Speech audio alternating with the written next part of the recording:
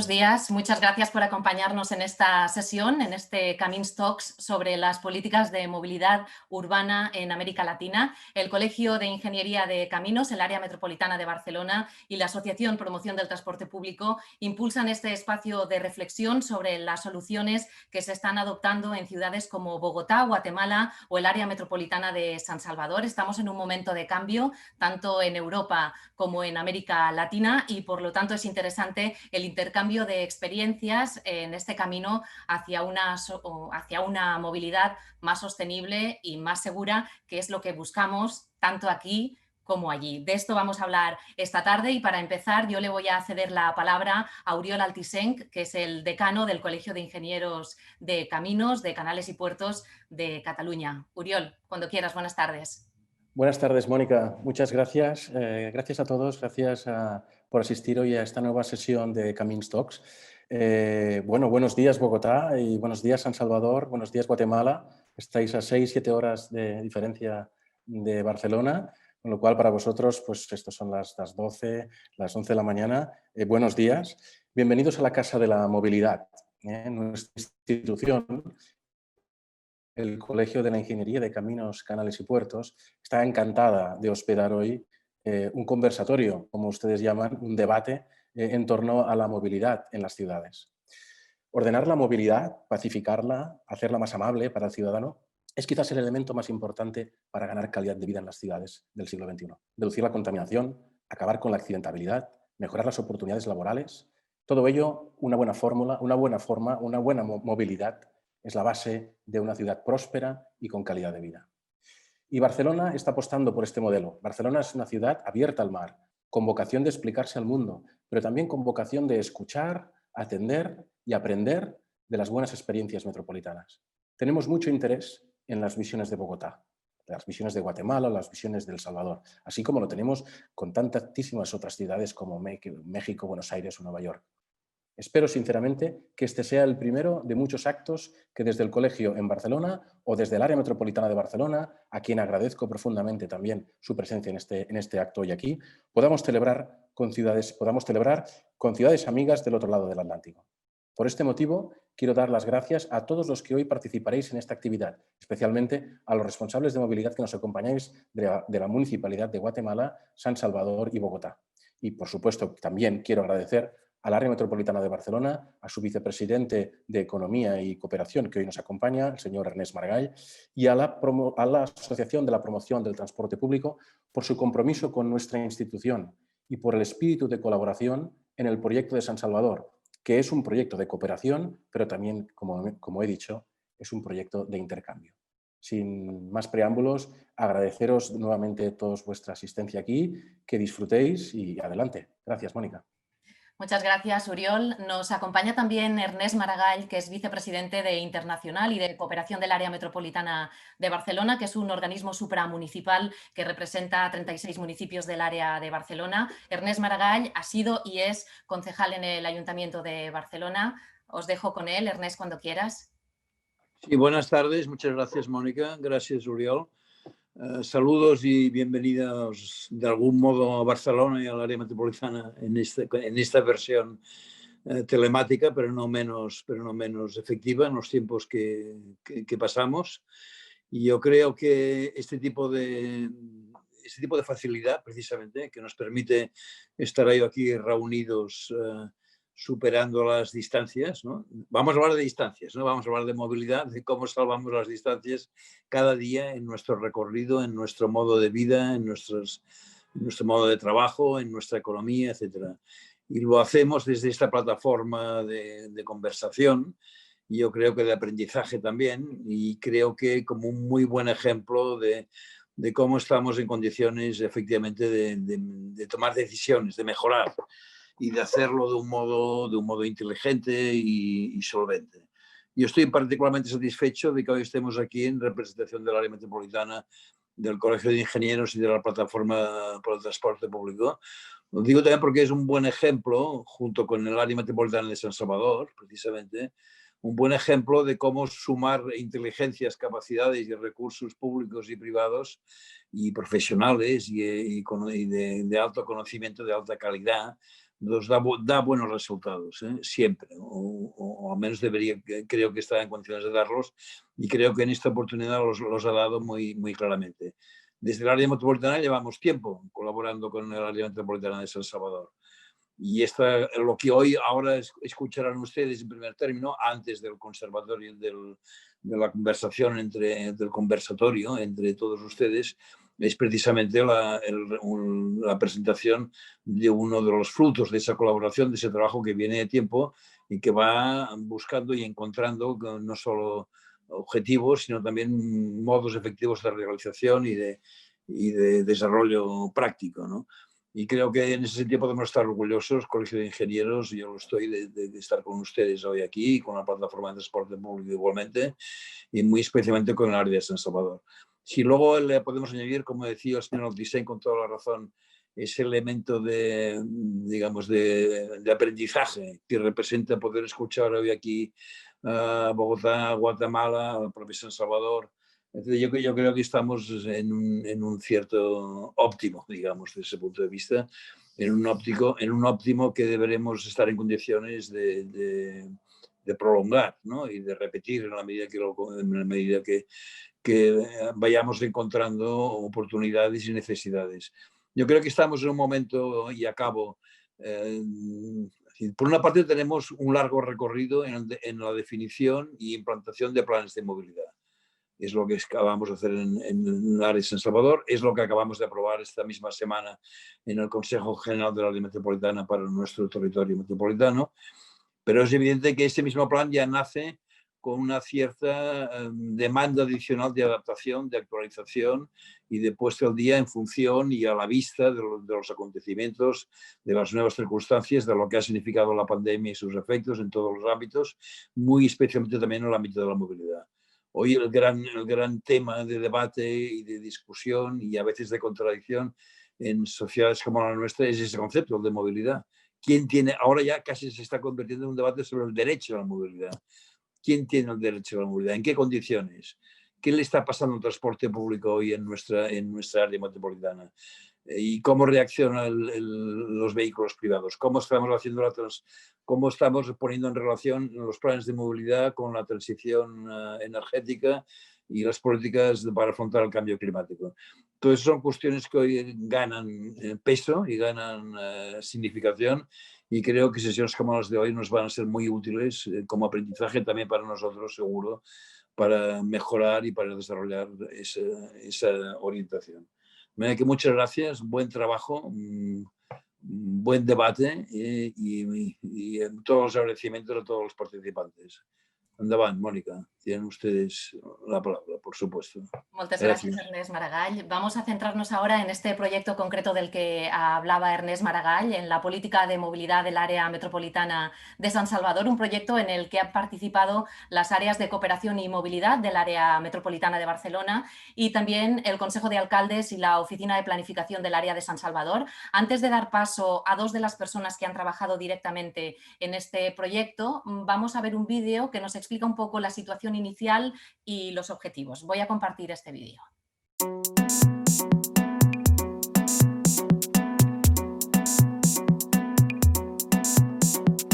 Hemos trabajado tanto desde el área de cooperación internacional como la de movilidad, un proyecto de cooperación con el área metropolitana de San Salvador.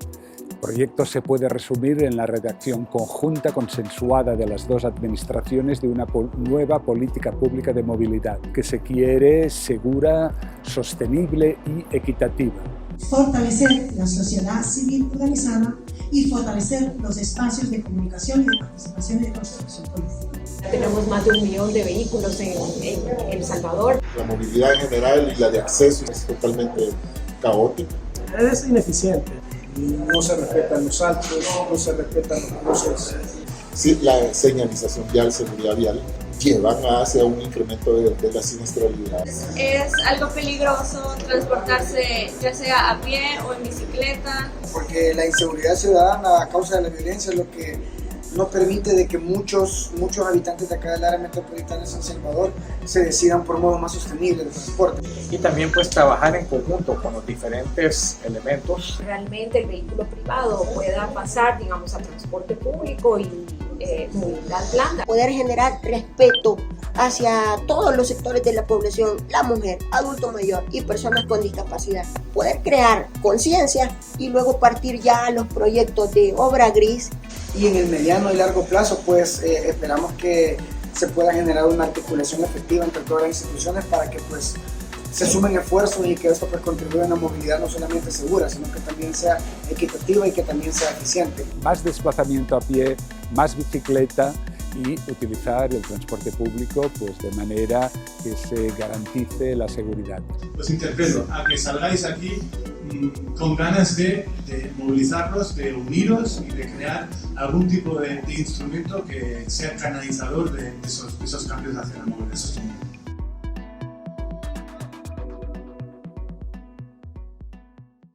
Ahora, para darnos más detalles de este proyecto, están con nosotros Amílcar Martínez, que es arquitecto de la Oficina de Planificación del Área Metropolitana de San Salvador, y también Marc Baches, que es técnico de movilidad del Área Metropolitana de Barcelona. Así que, cuando queráis, nos podéis contar los detalles de este proyecto.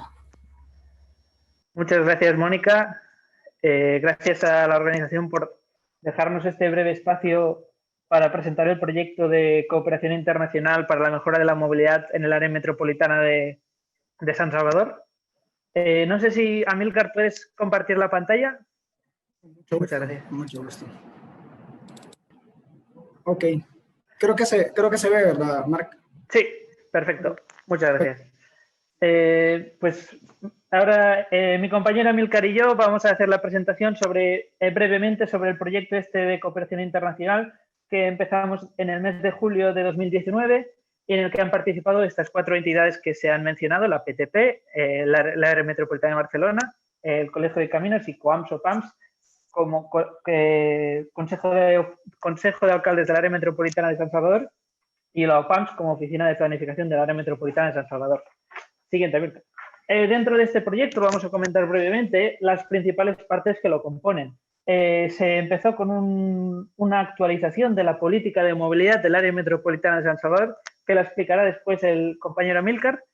También se incluye una parte de formación, un intercambio de ideas entre el equipo técnico de San Salvador y el equipo técnico de Barcelona, y una tercera parte que es un proyecto piloto en el que intentamos aplicar de forma práctica algunas de las líneas estratégicas que se han incluido en la política de movilidad. Siguiente. Dentro de la formación voy a comentar los principales detalles que se han incluido, que se han realizado. Por ejemplo, allí en San Salvador, el 27 de febrero de 2020, como han podido ver en el vídeo, se hizo un foro metropolitano, donde desde el área metropolitana de Barcelona, con el director de Movilidad Sostenible, Carles Cunill, pudimos presentar las apuestas metropolitanas en movilidad, tanto desde el ámbito de la bicicleta como desde el ámbito del transporte público, en la movilidad del área metropolitana de Barcelona. En este foro se hicieron debates, se hizo un taller participativo donde asistieron diferentes técnicos y políticos relacionados con la movilidad en San Salvador. Aquí en Cataluña se han hecho 2 talleres participativos en el Colegio de Ingeniería de Caminos, uno el 23 de octubre de 2019 y otro el 16 de enero de 2020, donde se debatió con técnicos el diagnóstico de la movilidad, qué propuestas se podrían incluir en la política, y nos permitió aprender a todos, tanto los técnicos de allí como los participantes de aquí, pudimos aprender y debatir sobre las políticas y las estrategias a implementar en la movilidad del futuro. Finalmente, también destacar que en esta política que ahora presentaremos se ha incluido un aspecto importante que es el enfoque de género, y pudimos presentar esta política en el 11 de marzo de 2020 dentro de la jornada del transporte público es cosa de dones, el transporte público es cosa de mujeres, donde Susana Pascual, compañera de la PTP, pudo presentar la política, la actualización de la política en esta jornada. Siguiente, Amílcar. Otra parte importante de la política de movilidad es el proyecto piloto que queremos implementar. Queremos territorializar algunas de las líneas estratégicas de la política en el territorio. Es decir, tener en cuenta los conceptos que se han plasmado, queremos una movilidad que sea inclusiva, que sea segura, que sea equitativa, que sea sostenible y que sea eficiente. Y nos hemos focalizado en un tema que está muy de moda últimamente, que se habla muchísimo, que es el urbanismo táctico. En el espacio público se tiene mucho espacio destinado al tráfico motorizado y muy poco destinado a la movilidad sostenible. Y se ha detectado muchísimo. Por ejemplo, si ven estas imágenes que se muestran en esta diapositiva, vemos una calle en Santa Tecla, esta calle donde casi el peatón y la bicicleta no tienen espacio, y el proyecto que tenemos pensado en implementar es, mediante urbanismo táctico, mediante actuaciones low cost que se llaman, darle un mayor espacio al peatón y a la bicicleta. Y ahora voy a dar paso al arquitecto Amílcar Martínez para que continúe con la presentación de la política de movilidad. Amílcar, cuando quieras. Gracias. Muchísimas gracias, Marc. Gracias, Mónica, por el espacio. Mi nombre es Amílcar Martínez y brevemente les voy a platicar un poco de qué es lo que dio lugar o lo que dio paso a este nuevo esfuerzo de la formulación de una nueva política de movilidad en el LAMS. Hablemos un poquito de datos generales del área metropolitana. En un suelo de 610 kilómetros cuadrados aproximadamente, que es la extensión territorial del área metropolitana de San Salvador, tenemos una proyección para el año 2050 que estaremos alcanzando 2.4 millones de habitantes. Es muchísima población en un terreno relativamente pequeño y que el 44% de la energía generada en el LAMS corresponde a fuentes no sostenibles. Esto ya nos va hablando mucho sobre una urgencia en incidir hacia una movilidad sostenible y debidamente articulada. Hablemos un poco para caracterizar el parque vehicular. Tenemos aproximadamente 514,000 vehículos en el LAMS, de acuerdo a datos del 2018, y este dato va creciendo anualmente en un 10%. Algo bien importante también a destacar es que las motocicletas se venden a montones en el área metropolitana, muchas de estas sin licencias, muchos de estos lugares que comercializan motocicletas no tienen las subvenciones legales para hacerlo, y eso pues obviamente deriva en un parque vehicular que cada vez más va en aumento.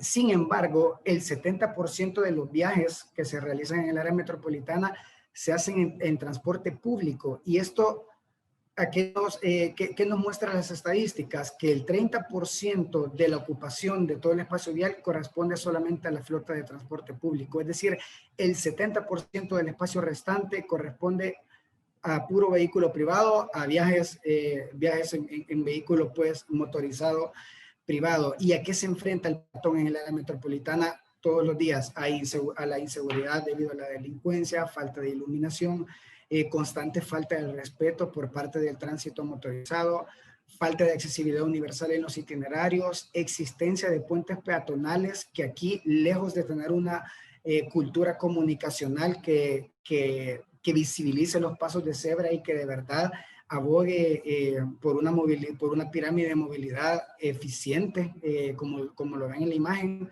sino que se aboga por estas pasarelas que realmente pues no todas las personas obviamente pueden acceder. Entonces, en todos estos factores nos lleva a pensar en una nueva política que tiene que estar cimentada en dos conceptos básicos. Primero, la inclusión social dentro de la metrópolis, es decir, que existan más modos de transporte, de preferencia movilidad blanda que esté articulada con el transporte público, y que esto pues consolide un sistema de movilidad que nos permita pasar de una política que desde hace 10 años no tenía esta actualización y que obviamente mucha dinámica ha cambiado, y que ese cambio, pues como lo mencionaba, se hace urgente a tener que avanzar hacia una movilidad menos dependiente del tránsito motorizado. ¿Qué es estratégico estamos visualizando? Una movilidad segura, una movilidad obviamente ambientalmente sustentable, que sea eficiente, que sea para todos, que sea equitativa y que por supuesto sea inclusiva. De manera brevemente y para ir ya como último apartado de esta pequeña ponencia, explicar los principales objetivos y acciones que están contempladas en la política. Primero, la articulación interinstitucional ya no tiene que ser cosa de instituciones de gobierno central por un lado, instituciones de gobierno municipal por otro lado, institución metropolitana, en nuestro caso como PAMS, por otro lado, sino que tiene que haber una adecuada sinergia entre todas las instituciones, y que esto pues conlleve a la creación de instrumentos de planificación efectivos como un plan interinstitucional de movilidad metropolitana. ¿Qué más contemplamos a priori en la política? Nuestros centros urbanos tienen que ser rescatados. Esta foto preciosa de nuestro centro histórico recién revitalizado tiene que extenderse a los centros urbanos, a los demás centros urbanos de LAMS, potenciando la movilidad blanda, la peatonalidad, los estacionamientos disuasorios, entre otras medidas. El objetivo número 4 también es primordial. Esta imagen que ustedes ven acá es del ex Centro Internacional de Ferias y Convenciones, ahora Hospital de Salvador. Estas aceras de ancho considerable con las facilidades arquitectónicas para personas con discapacidad ya no tiene que ser una recomendación. Hasta ahora hemos vivido con un marco legal e institucional que la accesibilidad universal es solamente una recomendación. Ahora pasamos ya a implementarlo como una condición y que pues exista un monitoreo constante del cumplimiento de estas normativas de accesibilidad. El objetivo número 5, esta foto me gusta mucho porque muestra a la salvadoreña, la mujer salvadoreña emprendedora, trabajadora de a pie, como decimos acá, no lo que nos dicta la publicidad, y se trata de promover y garantizar los derechos de las mujeres y diversos sectores en la movilidad metropolitana. Ya no podemos seguir con ingenieros, y digo como hombres, ingenieros, solamente ingenieros en las oficinas de planificación de movilidad y de definición de estudios de tráfico y de impacto vial, sino que la mujer tiene que tomar un papel fundamental también en todas estas políticas, porque obviamente pues sabe los desafíos y problemáticas que tienen que resolverse, y no solamente en el entramado vial, sino que también en el espacio público, así como el fortalecimiento de mecanismos de denuncia que ya están empezando a ser implementados aquí en el área metropolitana también. Por último, para ir finalizando, el objetivo 10, tenemos que hacer referencia, obviamente, avanzar hacia una sistematización que esté cimentada en la Big Data, es decir, que todos los datos acerca de siniestros viales, de anchos de acera, anchos de derechos de vía, monitoreo en tiempo real de la congestión vehicular, todo esto tiene que estar automatizado para que esto nos lleve no solamente a tener escenarios del día de hoy en cuanto a la planificación de la movilidad, sino que también nos permita sustentar futuras iniciativas y sobre todo de la movilidad blanda, que es algo pues que, como Mark lo mencionaba anteriormente, sí estamos empezando a darle ese énfasis a la movilidad blanda mediante el urbanismo táctico, pero también necesitamos estadística, necesitamos data que nos ayude pues a sustentar estas intervenciones. Y creo que al final pues me quedo con una frase que nos ayuda muchísimo a nosotros para mantenernos motivados en estos esfuerzos, dicha por Albert Einstein, y que dice: la vida es como andar en bicicleta, para mantener el equilibrio tienes que seguir avanzando. Así que pues yo me quedo hasta acá. Muchísimas gracias a todos por el espacio y espero haya sido de su agrado. Muchas gracias. Muy bien, pues muchas gracias, Marc, muchas gracias, Amílcar, gracias a los dos. Ahora abrimos el foco y a la política de movilidad de San Salvador incorporamos también la de Bogotá y Guatemala. Lo vamos a hacer en un conversatorio, en una mesa redonda, con Sergio Martínez, que es subsecretario de Política de Movilidad de Bogotá, es ingeniero civil y máster en Planeamiento Urbano y Regional, con Eddie Moratalla, que es director de Movilidad Urbana de la Municipalidad de Guatemala. Él es arquitecto y máster en Desarrollo Urbano y Territorial. Y nos acompaña también Yolanda Bichara, que es arquitecta con estudios adicionales de gestión y políticas de suelo y posgrado en estudios ambientales. Es directora ejecutiva de la Oficina de Planificación del Área Metropolitana de San Salvador. La conversación la va a conducir, la va a moderar Gibet Camós, que es directora de Proyectos de Transporte e Innovación de la Oficina de Colombia del Banco Interamericano de Desarrollo. Actualmente trabaja en la preparación y supervisión de proyectos de transporte,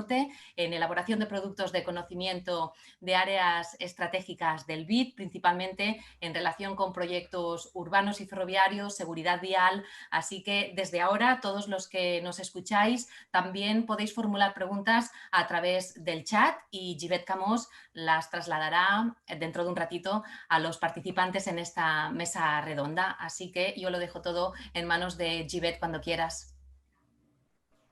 Mónica, muchas gracias, y muchas gracias al Área Metropolitana de Barcelona, al Colegio de Caminos y a la Asociación para la Promoción del Transporte Público por invitarme a conducir esta conversación que compartiremos con Sergio, con Edi y con Yolanda.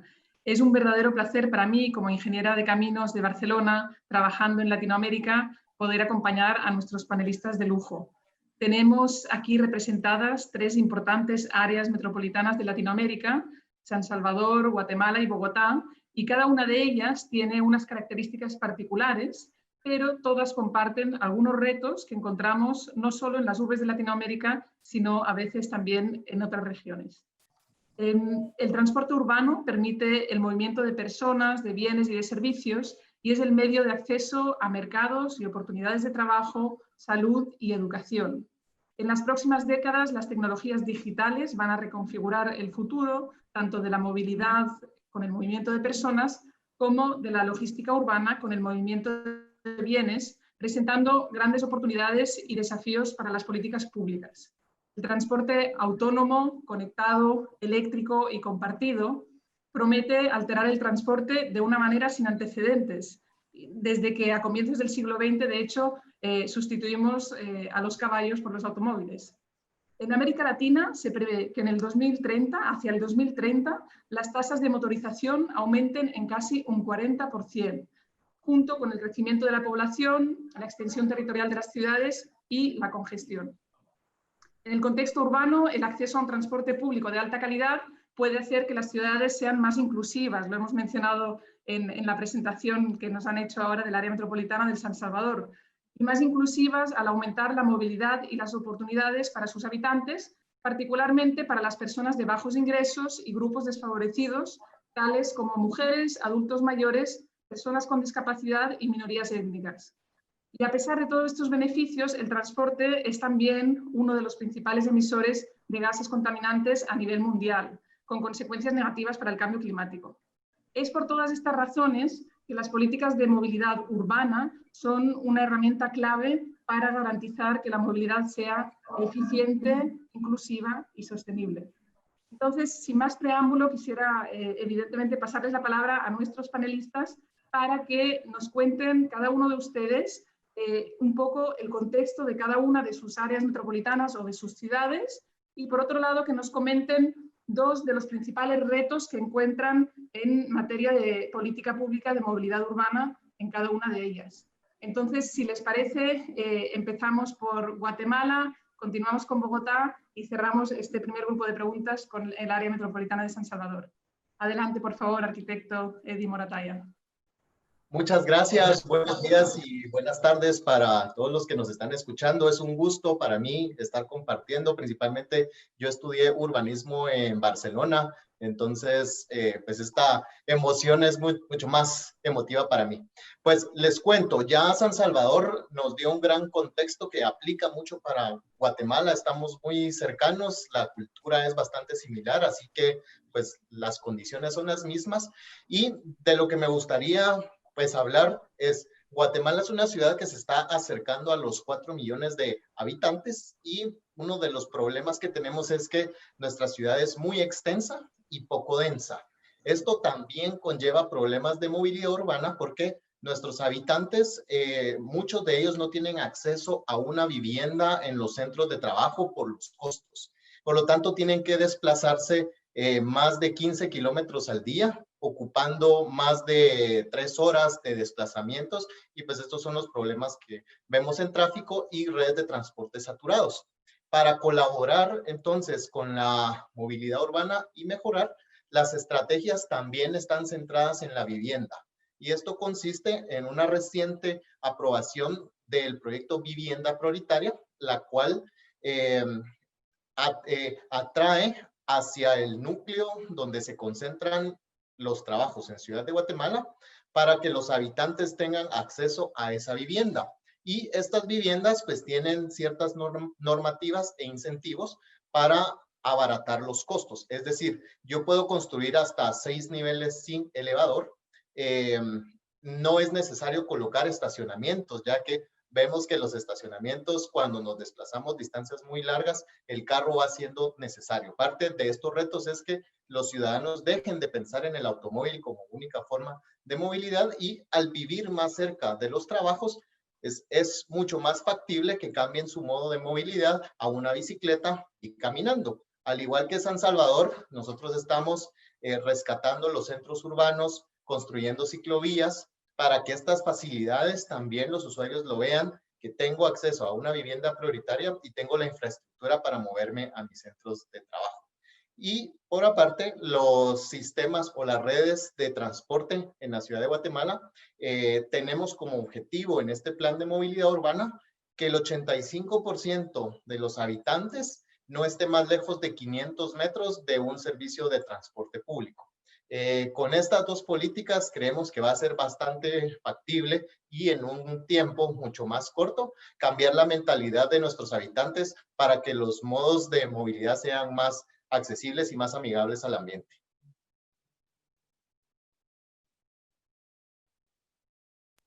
Adelante, Sergio, por favor. Muchísimas gracias, Eddie.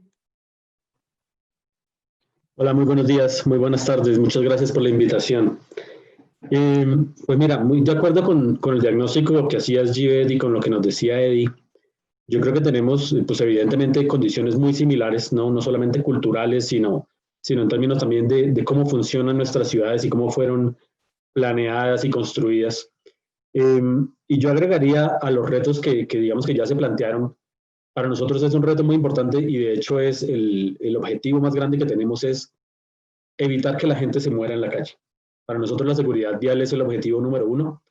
Llevamos ya más o menos unos 4 años desde que la ciudad decidió implementar la política de seguridad vial Visión Cero, donde básicamente decimos no queremos que ninguna muerte en el tráfico sea aceptable, tenemos que hacer absolutamente todo, incluso asumir responsabilidades que la administración, que la institucionalidad, que los diseñadores, que los ingenieros a veces no teníamos, ¿no? Esto no es solo cuestión de decirle a los ciudadanos compórtese bien, siga las reglas, sino que tenemos que diseñar una ciudad segura. Tenemos que ejercer controles para que en esos lugares o incluso en esas partes donde la ciudad se haya diseñado de manera correcta, por cualquier circunstancia, de pronto un ciudadano cometió un error, lo que sea, pero ese error no le puede costar la vida. Entonces, para nosotros el primer reto es seguir trabajando en seguridad vial. Digamos que en los últimos 3 años hemos tenido buenos resultados, buenos entre comillas, claramente mientras haya una sola persona muriéndose no podemos cantar victoria, pero hemos tenido una serie de reducciones importantes en número de fatalidades. Y el otro reto que teníamos es el de la financiación del transporte público. Aquí, pues por diversas razones, el sistema de transporte público, nosotros tenemos un sistema troncal de BRT con un sistema de buses que alimenta el troncal. Están concesionados al sector privado y desafortunadamente por diversas razones contractuales y de operación, por muchos años ha habido un desfase entre lo que el sistema recibe y lo que el sistema cuesta. Entonces hay un hueco fiscal. La ciudad ha tenido que estar transfiriendo dinero de las arcas públicas, de la bolsa general de la ciudad, para solventar ese hueco. Y pues desafortunadamente llega el COVID y estos dos problemas que ya estoy identificando acá, pues se ampliaron mucho más por el COVID, ¿no? Entonces, la estrategia para tratar de evitar los contagios, pues fue de alguna manera la gente quédese en la calle, todos los que podamos hagamos teletrabajo y una serie de medidas que resultaron en que había pues menos gente y menos carros en las calles. ¿Y qué pasó? Pues entonces que algunos de los pocos carros que estaban empezaron a andar más rápido y se nos empezó a incrementar entonces la tasa de personas vulnerables muriendo, peatones y ciclistas, sobre todo por exceso de velocidad. Y por el otro lado, por la misma razón de que entonces el gobierno nacional decreta que hay una ocupación máxima que puede haber en el sistema de transporte público, se da entonces ahí como una paradoja porque entonces la orden es Transmilenio saque todos sus buses, pero lo que estamos recibiendo por ingresos pues es muchísimo menor que lo que había antes. Entonces ese hueco que ya existía y que es un hueco, digamos que estructural del sistema, se triplicó. Entonces en este momento, en esta semana, ayer, estamos teniendo una serie de discusiones bastante complejas porque ya ese hueco fiscal es absurdamente grande. Entonces no sabemos exactamente qué va a pasar, pero pues claramente magnificado por el COVID, yo creo que esos son tal vez los 2 problemas más importantes que tenemos ahorita en Bogotá por solucionar. Muchas gracias, ingeniero Sergio. Y ahora le paso la palabra a la arquitecta Yolanda Bichara para que nos complemente, además de la presentación inicial, justamente qué retos principales identifica también para el área de San Salvador. Muchas gracias. Bueno, muchísimas gracias. La verdad que agradecer sobremanera este espacio y un honor compartir con todos ustedes esta mañana virtual. Yo creo que algo que Amílcar no pudo comentar con los énfasis y que para mí es importante mencionarlo es de que el tema del transporte, como acá se ve, el transporte no como el concepto de movilidad, pues es un tema que está asumido con competencias de gobierno central. Y es una situación que nos obstaculiza el llegar a esos claros avances en este gran tema deficitario. No obstante, la elaboración de la política, tal cual estuvieron contando y que se agradece increíble, no solo los aportes del área metropolitana y de las empresas o instancias que estuvieron participando, como el Colegio de Ingenieros y la Asociación para la Promoción del Transporte Público, estuvieron aportando, etcétera, sino también la metodología con la que se hizo, porque llegamos a advertir cosas como básicas, elementales, y creo que ahí radica uno de los principales retos, y es lograr gradualmente ese efectivo funcionamiento del sistema de movilidad, o sea, ese gran salto que tenemos que dar de pasar de un tema de transporte a un tema de sistema de movilidad, y con todos los apellidos que esto implica y conlleva, que es eficiente, inclusivo, seguro, equitativo, sostenible. Así que creo que estamos en ese momento en el que tenemos que abrir la mirada de manera fuerte, porque la brecha es amplia. Y bueno, creo igualmente que otro reto importante es lograr esa adecuada planificación interinstitucional de esfuerzos en el tema de movilidad, así como el constante diálogo de una mesa técnica que permita el establecimiento de proyectos a corto, mediano y largo plazo, incluyendo su priorización, su financiamiento y los correspondientes compromisos a ser asumidos por todos los involucrados. Yo creo que aquí también un tema importante es que estos temas de la movilidad sostenible tienen que ser asumidos bajo ejercicios de colaboración, de gobernanza colaborativa. Aquí solo no lo logra, o sea, el gobierno central solo no lo logra. Las municipalidades hacen lo propio, pero no es suficiente, sino más bien acá tenemos que sumar bajo esos esquemas de gobernanza colaborativa esta gran brecha que tenemos hoy por hoy para evolucionar a ese sistema de movilidad. Esto me quedaría por acá con mis comentarios de los retos. Muchísimas gracias, arquitecta Yolanda. Súper interesantes los retos que nos acaba de comentar para el área metropolitana de San Salvador, y tan importantes como los que también nos han comentado desde Bogotá y desde Guatemala. Ahora que estamos ya un poco más ubicados en cada una de las tres áreas metropolitanas que están en el conversatorio hoy, quisiera también profundizar en algunos de los aspectos que se encuentran trabajando en políticas de movilidad urbana en cada una de ellas. La primera pregunta irá dirigida al ingeniero Sergio Martínez de Bogotá y va vinculada a todo el desarrollo de movilidad peatonal y ciclista. Hemos escuchado, de hecho, también cómo en la presentación antes de nuestro conversatorio, cómo se están haciendo esfuerzos en lugares como el área de San Salvador, por ejemplo, y justamente por conocer bien el ejemplo de Bogotá y lo que venimos trabajando allá, me gustaría, Sergio, si pudieras como contarnos un poco todo el esfuerzo que venís liderando desde la Secretaría de Movilidad para el desarrollo de las ciclovías, como en el contexto COVID también se ha ido aprovechando la oportunidad para confirmar, reafirmar ese desarrollo que ya veníais impulsando. Y por otro lado también creo que es muy interesante comentar todo el tema que estáis trabajando de corredores verdes transversales que están atravesando una urbe como Bogotá que no necesariamente es conocida por estos aspectos, sino tal vez para los que no somos de allá, más por sus trancones, ¿no? Entonces, si pudieras como comentarnos justamente cómo venís liderando todo este desarrollo en temas de movilidad peatonal y ciclista. Sí, gracias, Givet. Pues mira,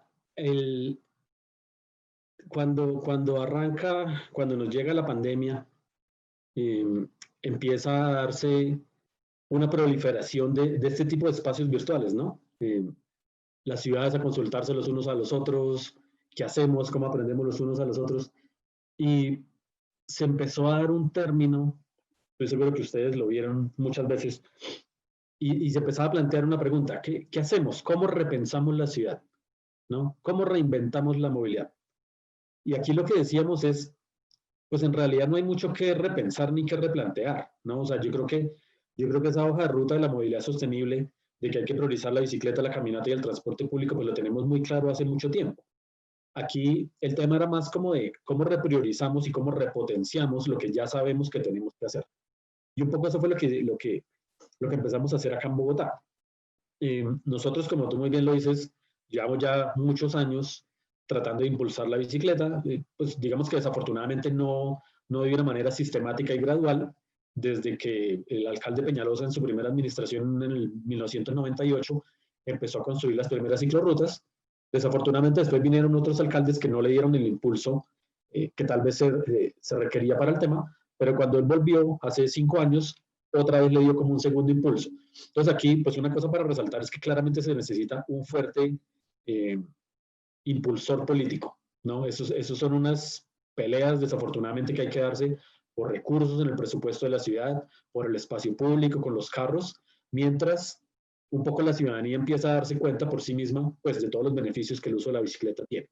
Entonces, en primer lugar, pues, el liderazgo político es bastante importante, y aquí hay un paso que es, pues, absolutamente clave. O sea, así como va a sonar de simple, lo es de importante. Y es, casi todas las ciudades y los planes de movilidad tienen una visión y tienen unos objetivos muy, muy progresistas, muy chéveres, pero cuando uno va a ver cuánto le están poniendo de presupuesto en sus consejos municipales, eso no necesariamente refleja esa visión. Entonces ahí es donde también se necesita, pues, el apoyo de los cuerpos legislativos, de los ciudadanos que demanden esa prioridad. Y ya, entonces, digamos, cuando ya de alguna forma se empieza como a romper esa inercia, es muy importante, pues literal, como tratar de utilizar todas las formas de lucha, ¿no? Acá, como empezamos hace 20 años, un poco era siguiendo el concepto de, como dicen en Estados Unidos, como construye lo que allá llegarán los usuarios, ¿sí? Porque el debate era, pero ¿para qué gastamos plata en construir eso si es que nadie monta bicicleta? Y el alcalde decía, pues precisamente, porque si no gastamos nadie va a montar en bicicleta nunca. Entonces ahí como que ese huevo y la gallina hay que romperlo y seguir, pues, de muchas maneras mostrando los beneficios para que sean los mismos ciudadanos los que nos ayuden a pedir esto. Y ahí claramente pues tenemos que entender que, como todos lo sabemos y lo hemos visto en miles de artículos, Ámsterdam tampoco se hizo ni de un día para otro ni de un año para otro, ¿no? Esto toma mucho tiempo, y digamos acá uno sale a algunas partes de la ciudad y ve unas ciclorrutas de las que fueron diseñadas hace 20 años y la verdad están muy mal diseñadas, angosta, no tienen conectividad. Entonces también es un proceso de que la ciudad, de que los ingenieros vamos aprendiendo, vamos mejorando cómo podemos aumentar la calidad, la comodidad, la seguridad, ¿no? Tener cada vez mejores estándares. Y en ese sentido, a eso era que te referías con los corredores verdes.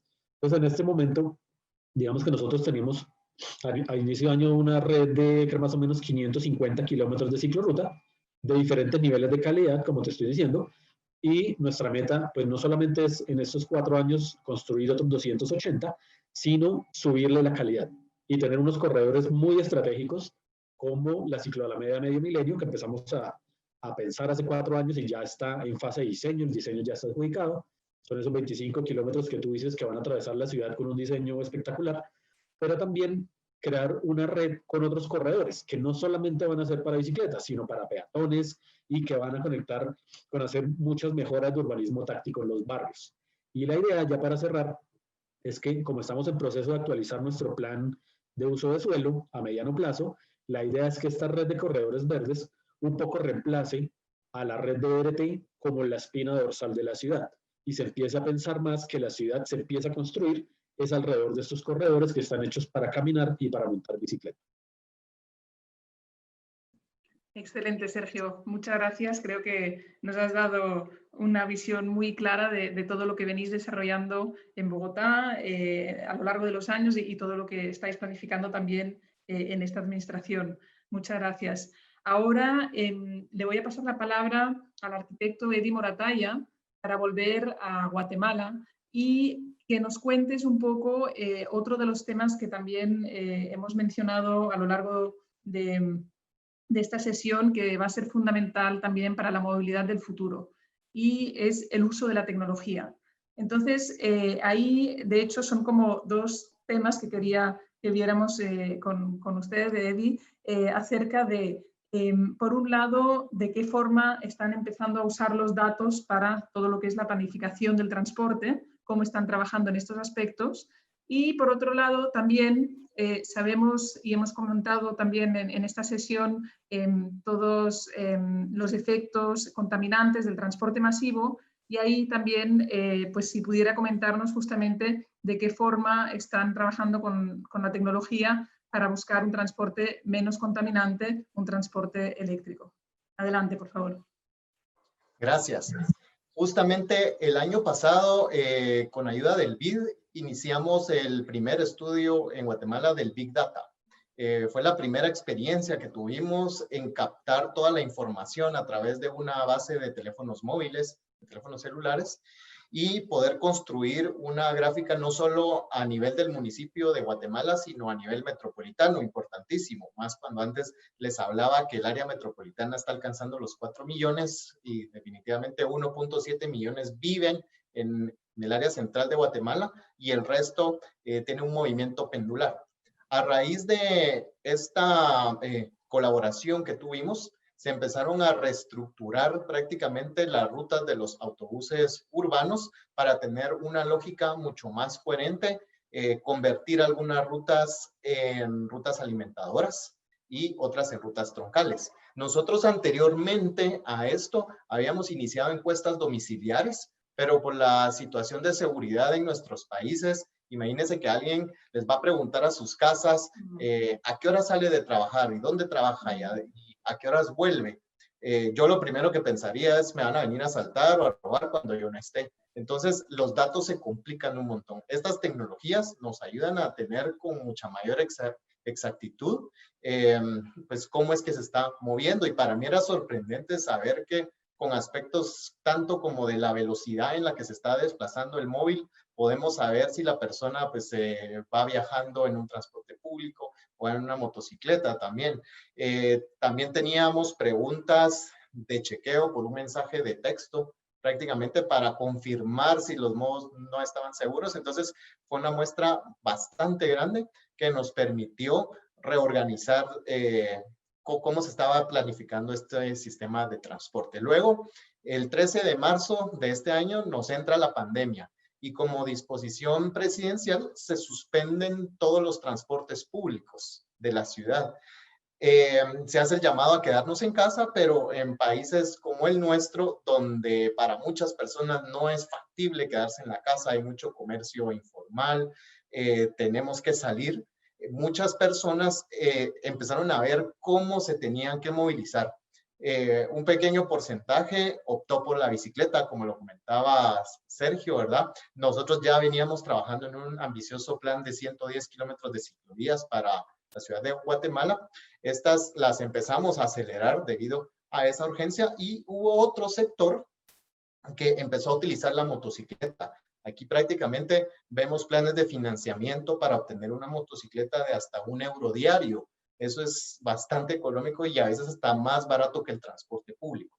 Entonces, justamente con toda esta información, es el momento adecuado para repensar nuestros sistemas de transporte y ver cómo los hacemos más atractivos hacia un modo no motorizado.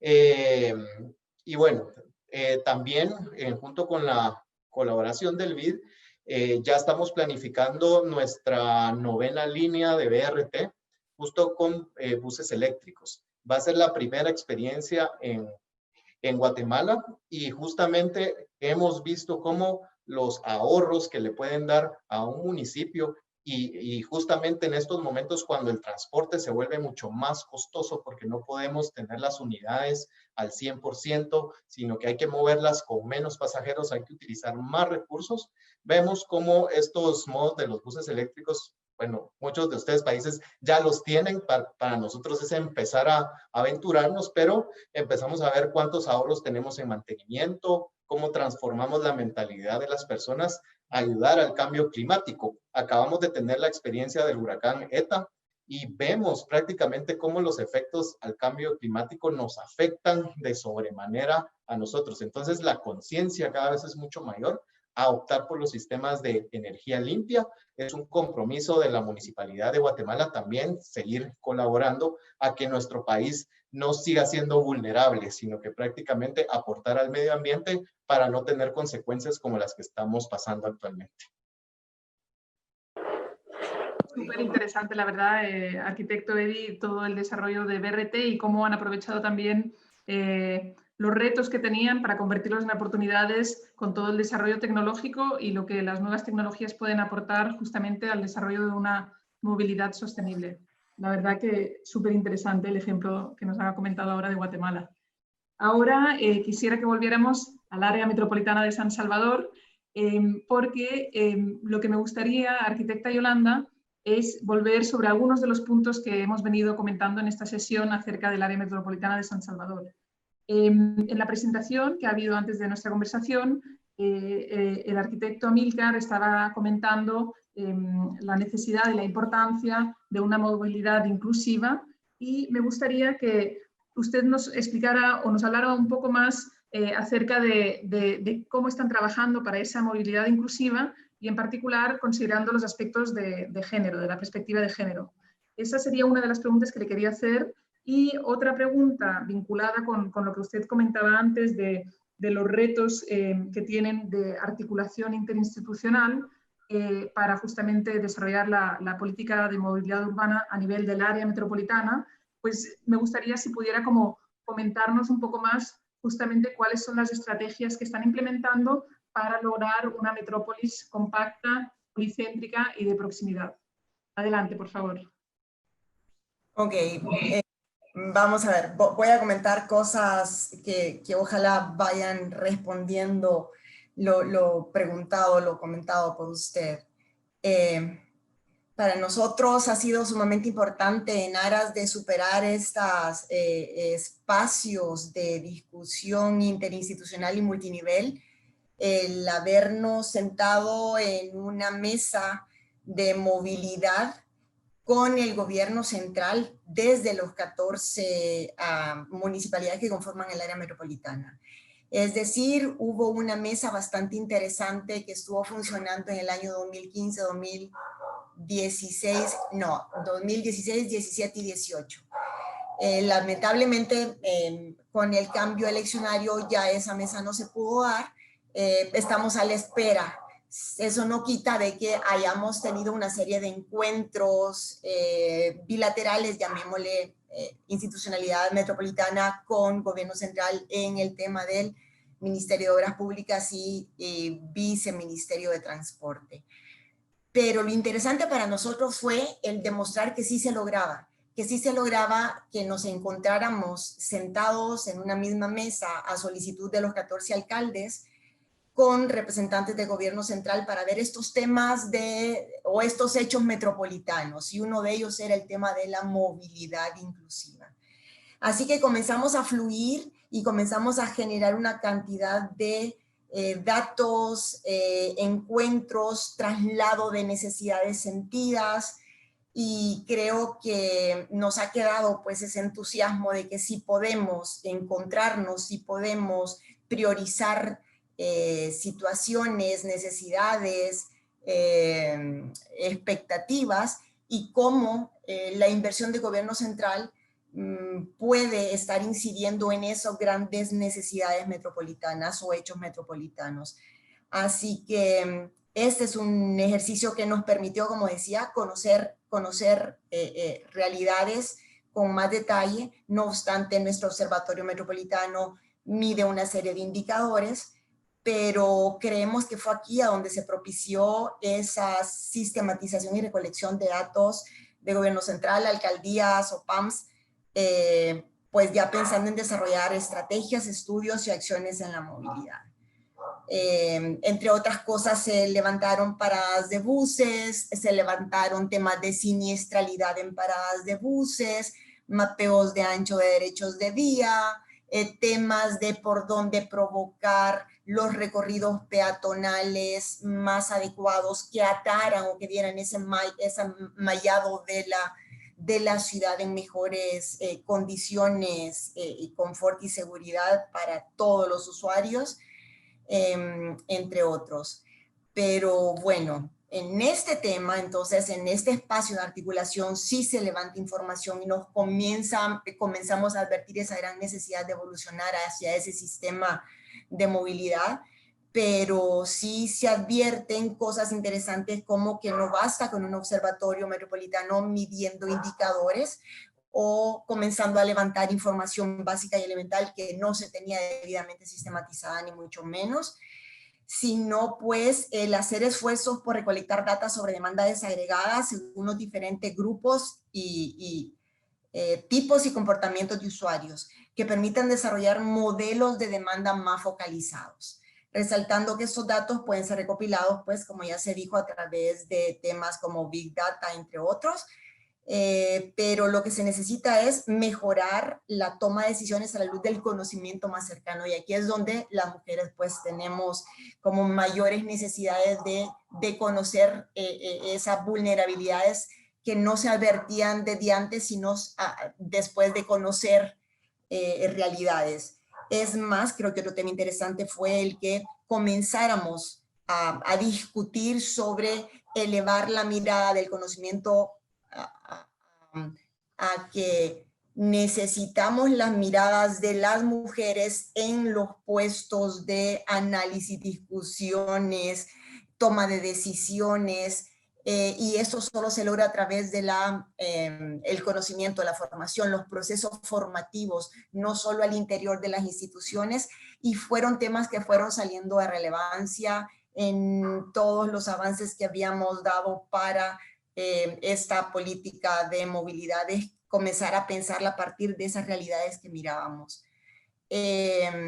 Bueno, ¿qué temas estamos haciendo? Desde las municipalidades, algunas también han avanzado con sistemas de denuncia a través de botones de denuncia ante hechos de violencia conectadas a cámaras, pero sabemos que eso no lo es todo. Hay un conjunto de más temas. Hemos apostado a estos recorridos peatonales en mejores condiciones, no solo con temas de mejor iluminación y arbolado, sino de caminamiento más seguros, y hemos generado también una serie de manuales, de criterios de diseño que permiten difundirlo con todos los de las municipalidades, inclusive con gobierno nacional, temas que no habían sido visibilizados para elevar esa mirada, como anteriormente lo decía.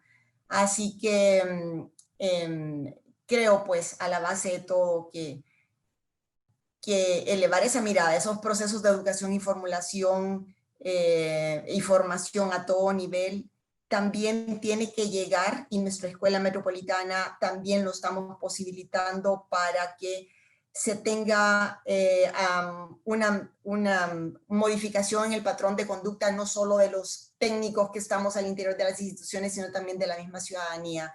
A través de nuestras redes ambientales peatonales seguras, las comunidades se están identificando con obras que deben ser apropiadas para sentirse más cómodos y transitar en mejores condiciones de seguridad, inclusive iluminación y vegetación, y las estamos impulsando a través de nuestras normativas, nuestros manuales, pero también a través de ciertos temas de financiamiento que hemos logrado generar al interior de la institución metropolitana para poderlo financiar. Así que yo creo que son una serie de temas un tanto aislados, pero que creo que la política metropolitana, que no sé si no lo hemos comentado, pues nada más y nada menos fue debidamente aprobada por el COAMS en pleno la semana pasada, el 5 de noviembre, y que ya pronto estaremos en su lanzamiento,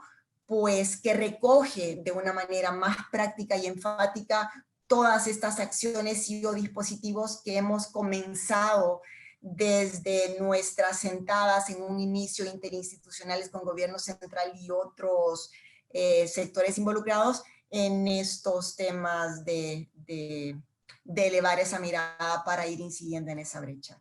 El tema de Citrams es un tema que no lo quisiéramos comentar como tal, puesto que, o más bien del BRT, porque no nos basta, pues, temas de buses articulados, no lo es todo para el sistema de movilidad, es estos caminamientos adecuados con seguridad para todos los usuarios, en condiciones de accesibilidad universal, etcétera, que son los que estamos impulsando en nuestras redes ambientales peatonales.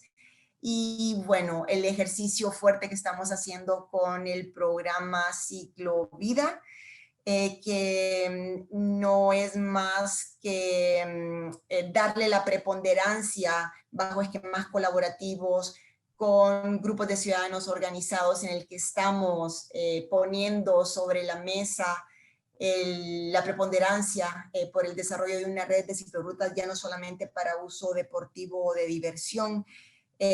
Igualmente tenemos sentadas bilaterales con gobierno, ya que son ellos los que tienen que estar administrando el uso de los rodajes, y parte de nuestras apuestas es no construir como tal, sino más bien utilizar espacios de rodaje en donde se puedan estar habilitando en las mejores condiciones de seguridad, etcétera. Así que es una serie de acciones que estamos haciendo todas en conjunto, y bueno, y estos marcos de ley que se acaba de aprobar, la ley para promoción de la bicicleta ya como un medio de transporte ecológico y amigable, ya oficializado, es algo que nos termina de dar como el espaldarazo a estos proyectos que estamos soñando y impulsando, y que pues a partir del 5 de noviembre ya estamos como más empoderados para salir hacia el avance de Muchísimas felicidades, la verdad, arquitecta Yolanda, porque todo lo que nos cuenta es apasionante, y sobre todo por este hito tan importante del 5 de noviembre, en el que efectivamente pues, se ha reconocido y formalizado todo este trabajo que vienen realizando. Si les parece, como se nos está pasando ya el tiempo de la sesión, vamos a tomar algunas de las preguntas. Y de hecho, la primera pregunta del público la formula Verónica Quiroz López, y va dirigida de hecho a Bogotá. Y Verónica lo que pregunta es, en el contexto bogotano, quería preguntarte a Sergio Martínez cómo es la reordenación de la carrera séptima como vía ciclista.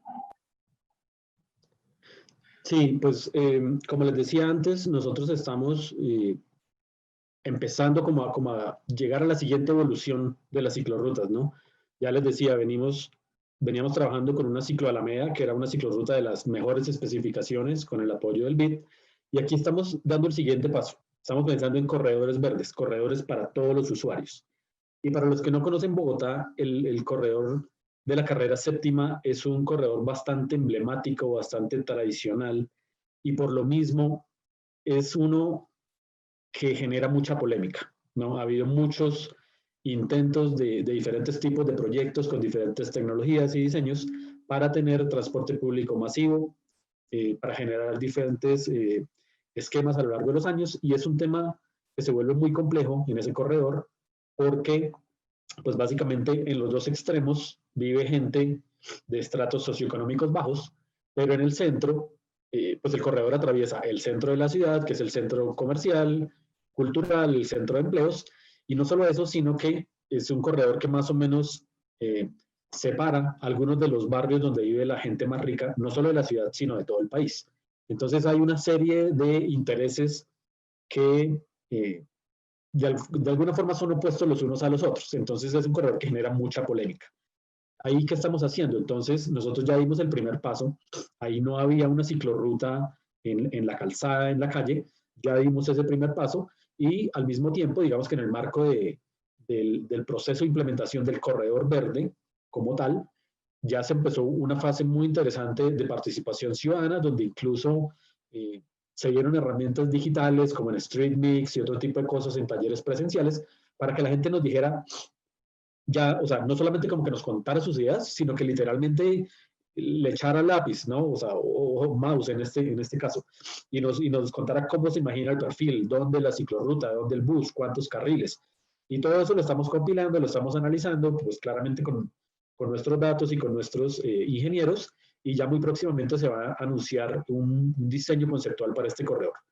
Aquí simplemente quisiera complementar con que, si bien el de la séptima es tal vez el más visible, es el que todo el tiempo está en medios, por el cual la gente tuitea, los periodistas famosos todo el tiempo están hablando, no es el único.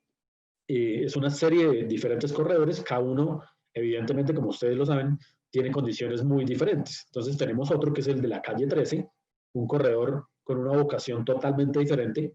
Es el corredor de transporte de carga más importante del país y también es una de las principales entradas a la ciudad.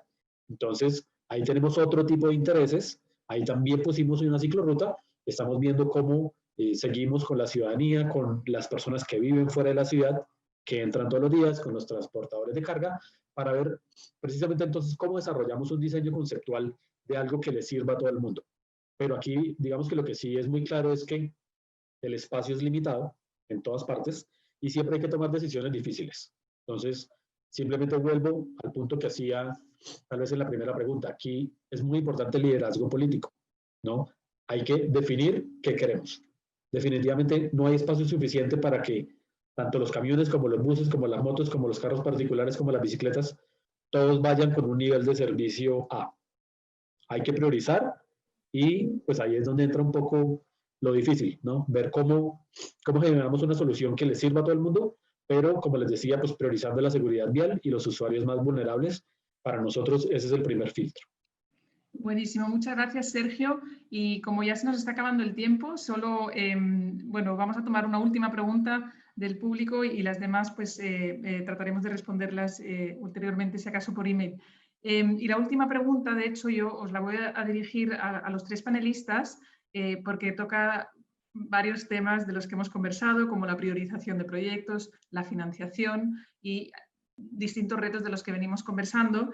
Y por otro lado, también pues vincula un poco Latinoamérica con Barcelona. Entonces, me parece interesante cerrar con una pregunta así. Lo único que os pediría, como se nos está acabando el tiempo, es que cada uno de vosotros trate de responder como en 30 segundos, simplemente como la idea que le venga con esta pregunta, que es la siguiente. Nos pregunta Gabriel Gras Martínez, ¿cómo es que en Latinoamérica, si bien se está comenzando a impulsar poco a poco los sistemas de metro con ferrocarriles tanto en viaducto como subterráneos, cómo es que no acaba de desarrollarse los tranvías que han demostrado ser una solución muy efectiva para los municipios anexos a Barcelona, el Trambaix y el Trambesos? Un ferrocarril subterráneo es bastante más caro que uno en superficie, nos dice la persona que hace la pregunta, Gabriel Gras, y los tranvías son más económicos. Entonces, simplemente quisiera, en 30 segundos, antes de cerrar, que cada uno de ustedes pueda reaccionar a esta pregunta y si quieren, adelante, por favor, Yolanda, si quiere empezar desde el área metropolitana de San Salvador, por favor. No hay duda, en realidad las apuestas por los tranvías creo que son miradas que hay que darse.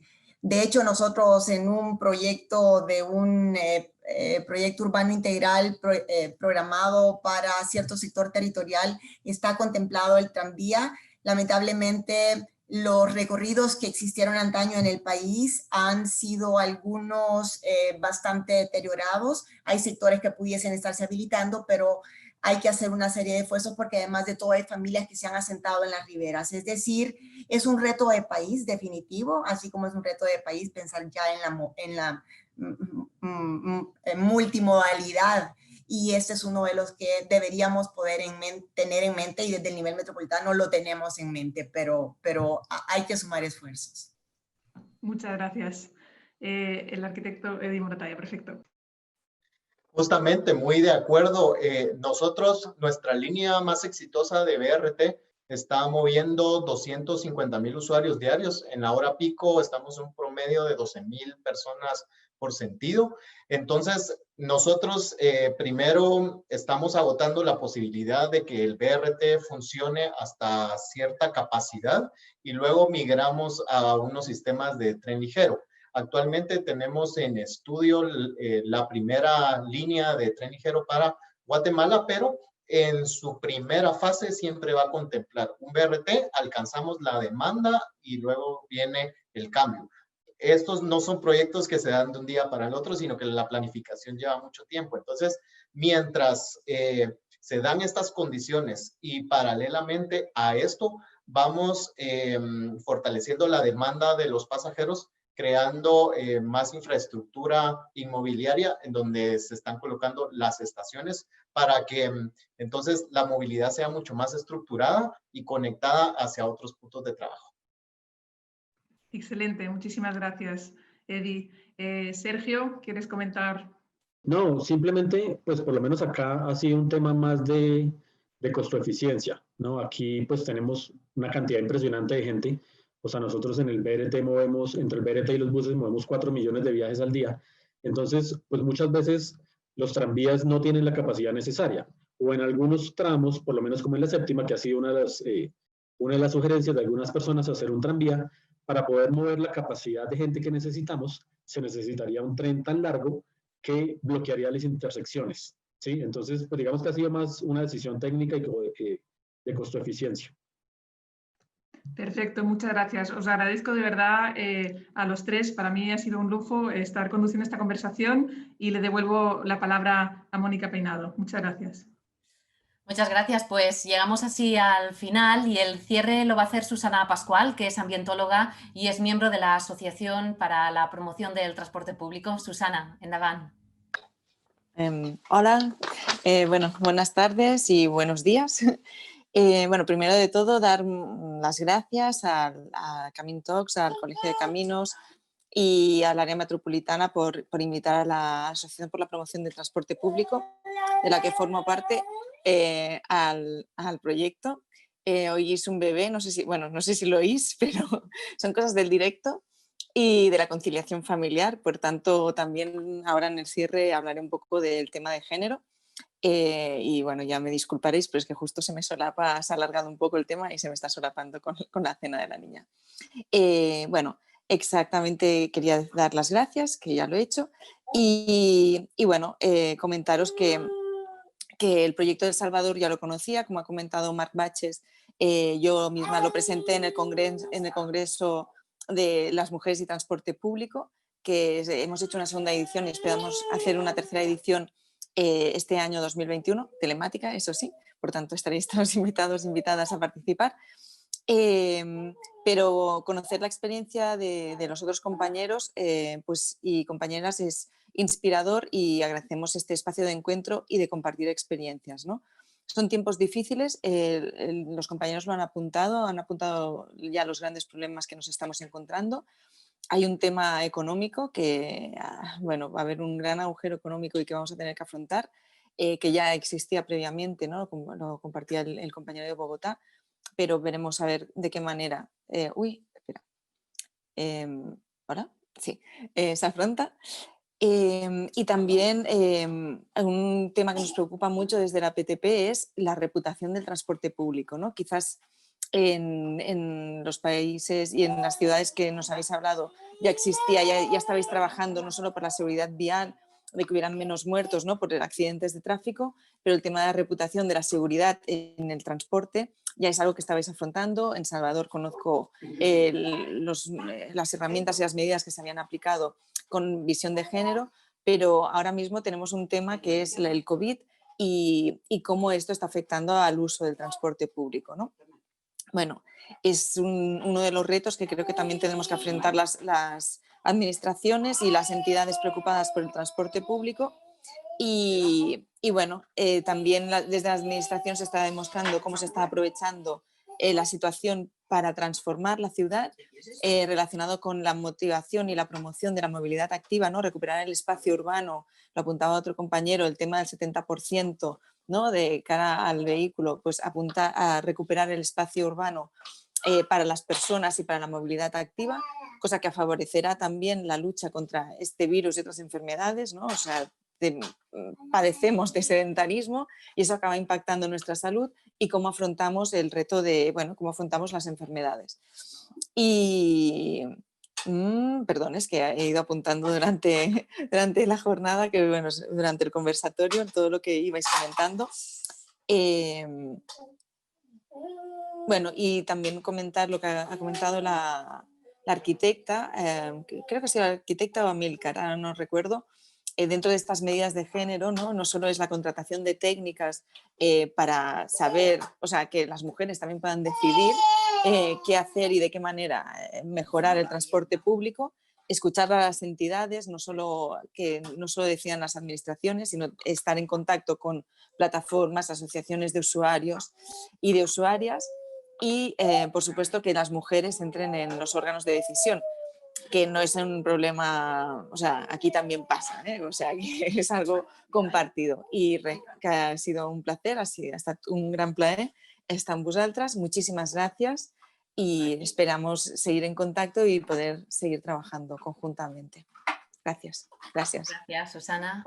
La reputación del transporte público, la visión de género daría para otra sesión. Ahora ya no tenemos tiempo, pero seguro que vamos a tener muchas oportunidades para seguir intercambiando experiencias de movilidad de nuestras ciudades. Agradecer al Colegio de Ingeniería de Caminos, al Área Metropolitana, a la Asociación Promoción del Transporte Público que hayan organizado esta sesión y a todos los panelistas y a todos los participantes pues, por asistir. Buenas tardes, buenos días.